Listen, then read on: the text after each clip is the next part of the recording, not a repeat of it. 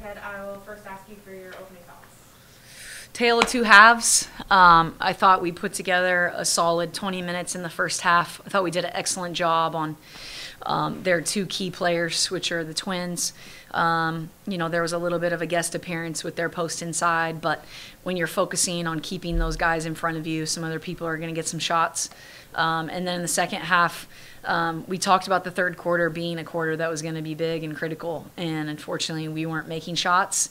And once we started to break down defensively, when we stopped scoring, we allowed way too much penetration. And once we did, then all the guest players get to get involved for kick-out shots. Yeah, and in a rivalry game like that, I know there's a lot of talk between the two teams. Like, what do you kind of say to keep your players' heads on straight? It's tough. I've been through these games for 9 years, obviously, and I've had, blood in my hands because a post gets just grilled in the face and a kid gets tossed for the next time, the next game. It's a war. It's a rivalry.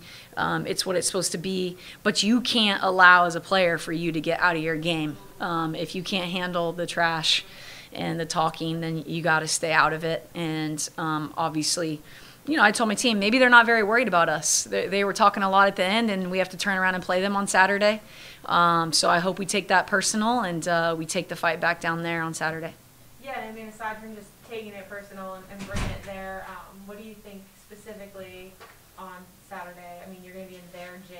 What do you need to do to turn it around and make sure that it stays throughout the whole game? There were a few defensive things that we had some lapses, and I think that if we can correct those, there were a few open shots that we weren't giving them in the first half that we gotta correct. And then offensively, they kept us on our toes, mixing in zone and man. I thought we handled it really well in the first half.